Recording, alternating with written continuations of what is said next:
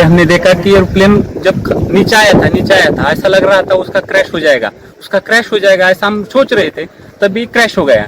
हम देखे कि हमें लगा नहीं क्रैश हो गया है, लेकिन एयर ट्रैप पे उतरेगा ऐसा लगा, उतर रहा है, लेकिन क्रैप हुआ और उसके बाद स्फोट हो गया उसका जबरदस्त।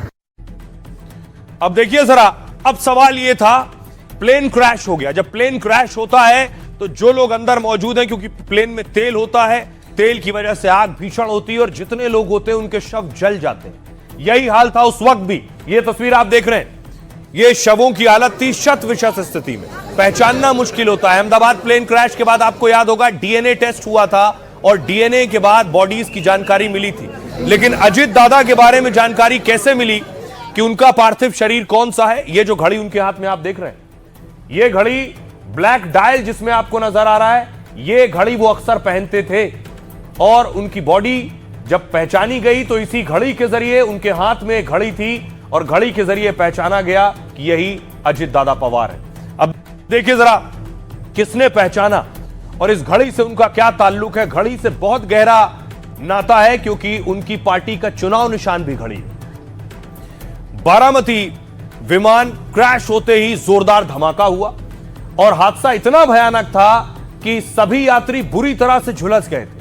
मौके पर पुलिस को शव पहचानने में मुश्किल हो रही थी। अजित पवार की बॉडी की पहचान भी नहीं हो पा रही थी। पुलिस अब जांच के लिए डीएनए सैंपल की तैयारी में थी, तभी उनके हाथ में खास घड़ी पर पुलिस और करीबियों की नजर पड़ी। अजित पवार की पुरानी रैलियों से इस घड़ी को मैच किया गया और इस तरह हाथ में बंधी घड़ी के जरिए अजित पवार की पहचान हुई। अजित पवार हमेशा रोलेक्स कंपनी की खास घड़ी पहनते थे। घड़ी में ब्लैक डायल होता था और सिल्वर चेन होती थी। अजित पवार की घड़ी की कीमत 10 से 12 लाख रुपए बताई जाती है।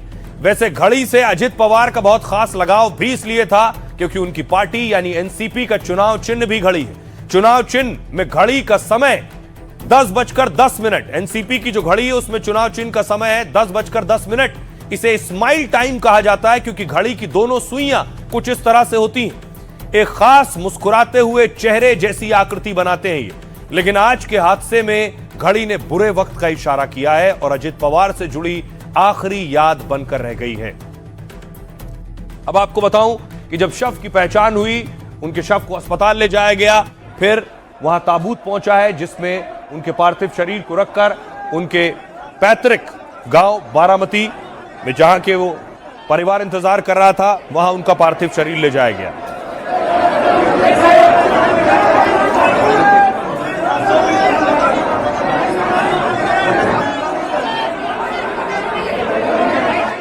अब देखिए जरा, उसके बाद अब सवाल यह है कि जांच आगे बढ़ेगी।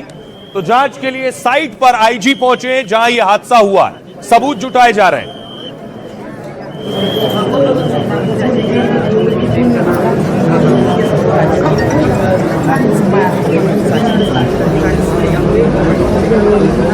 दूसरी तरफ उस प्लेन कंपनी की भी जांच हो रही है। उसका एक पहले प्लेन 2023 में क्रैश हो चुका है। यह वो प्लेन कंपनी का ऑफिस है, वीएसआर वेंचर्स।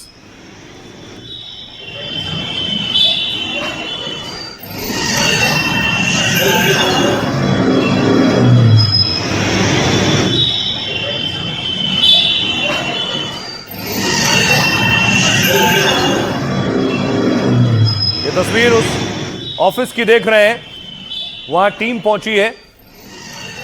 अब देखिए जरा उस विमान को, यह है वो विमान, इसी विमान में चलते थे अजित पवार। तो अजित पवार का जो विमान क्रैश हुआ वो लियर जेट 45 मॉडल का था। यह प्लेन दिल्ली की कंपनी वीएसआर एविएशन का था और यह सबसे तेज और भरोसेमंद छोटे बिजनेस जेट्स में से एक है। स्पीड और ऊंचाई पर उड़ने की क्षमता इसे खास बनाती है। इसका इस्तेमाल अक्सर वीआईपी मूवमेंट्स के लिए होता है।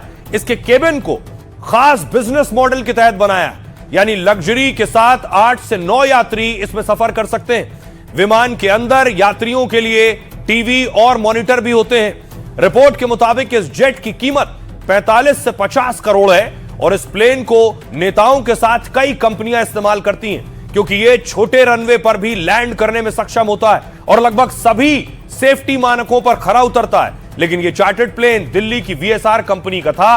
पिछले 3 सालों में कंपनी का विमान ये दूसरी बार क्रैश हुआ है। सितंबर 2023 में इस कंपनी का लियरजेट प्लेन क्रैश हुआ। विशाखापट्टनम से मुंबई आते समय विमान हादसा हुआ और उस वक्त विमान में 8 यात्री सवार थे जिन्हें गंभीर चोटें आई और गनीमत रही कि हादसे में किसी भी यात्री की जान नहीं गई थी। तब सुनिए जरा, अब आपको सुनवाता हूं इस कंपनी के डायरेक्टर का क्या कुछ कहना। मेरे पास जब कॉल आया जब कि एयरक्राफ्ट इज क्रैश लैंडेड, तो उसके बाद there was no one to whom I could contact. उसमें ना तो आप थे ना मैं था, कोई नहीं था। वो पायलट का डिसीजन था। इस बार फ्लाइट एकदम परफेक्ट था, बिल्कुल परफेक्ट था। और ये मैं नहीं कह रहा हूँ, technically the DGCA investigates, the DGCA can only speak, I cannot speak. Certainly, sir. I'm not the investigating authority.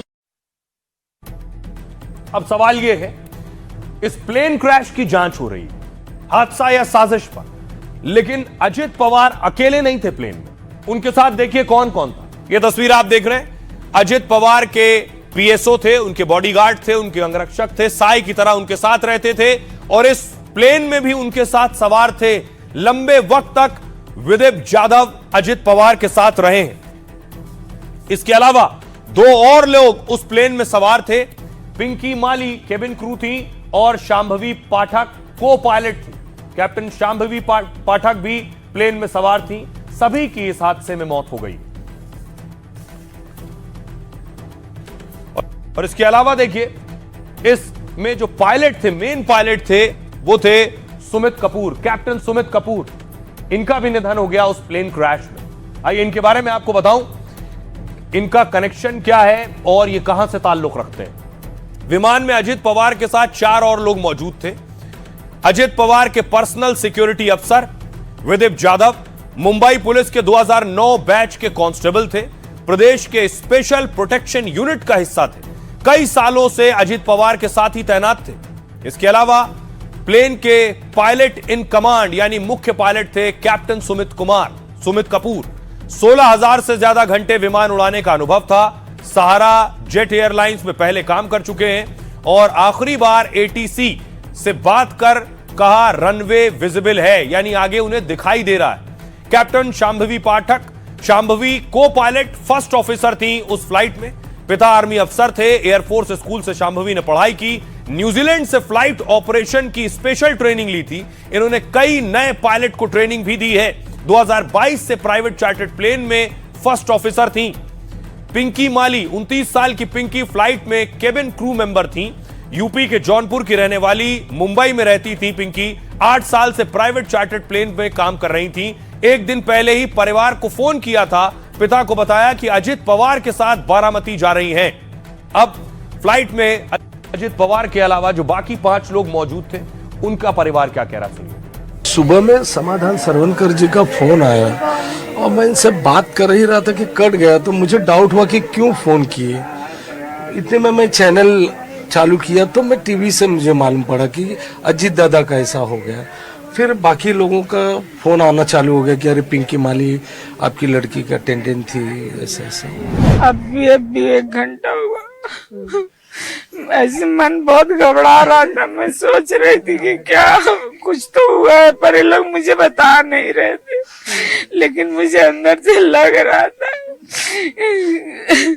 और रोज मुझे सुबह सुबह फोन करती थी, रोज बोलती थी मम्मी नाश्ता कर ले, दवाई खा ले। रोज मुझे फोन करती थी, रोज बोलती थी, पर आज उसका कुछ मैसेज का रिप्लाई नहीं आया, कुछ नहीं आया। वो बहुत ही ब्राइट और बहुत ही इंटेलिजेंट लड़की थी और अभी जो पूरी तरह से वो सारे इसमें काम करके पूरे वीआईपीज को जितने भी, ग्वालियर में भी काफी यहाँ पर जो नेता वगैरह आए हैं वो लेकर आई है। बीच में आके अपनी दादी जी को भी मिलती थी। जब भी आती थी तो टाइम निकाल कर इनके पास आती थी मिलने। और पूरी फैमिली इनकी डिवोटेड है देश के लिए। मतलब अगर क्यों क्रैश हुआ ये और कैसे हुआ, मतलब पायलट की गलती है या फिर जो प्लेन है उसमें कुछ टेक्निकल इशू था या फिर मैकेनिकल इशू था, वो चेक होना चाहिए। तो हमारे लिए बहुत दुख की बात है ये, हमारे लिए, उनकी फैमिली के लिए, पूरी सोसाइटी के लिए बहुत दुख की बात है। जांच पड़ताल होनी चाहिए क्योंकि 3 बार ऐसा हुआ है, प्लेन क्रैश हुआ है उनका। तो जो कंपनी है उनके ऊपर तो कार्रवाई होनी चाहिए। गवर्नमेंट ने देखना चाहिए कि ये क्यों हुआ, कैसे हुआ, तो उसका जांच होनी चाहिए।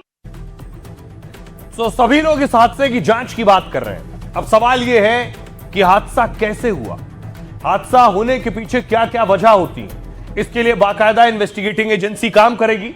फॉरेंसिक टीम मौके पर पहुंची है साक्ष्य जुटाने के लिए। वो सबूत जो वहां मौजूद हैं, जो मलबे से जुटाए जा सकते हैं, उन्हें हासिल करने पहुंची फॉरेंसिक टीम।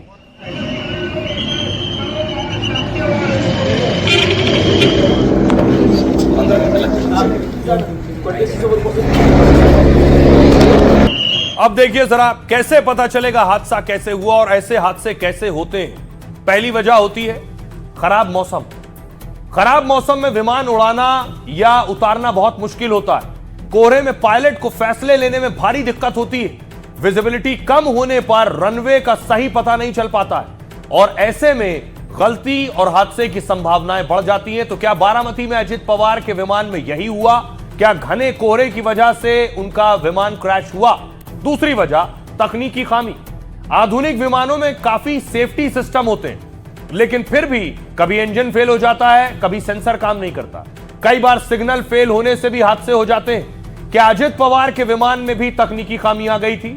क्या लैंड होने से पहले प्लेन में गड़बड़ी आई जिससे वो क्रैश हुआ? अगली वजह पायलट की गलतफहमी।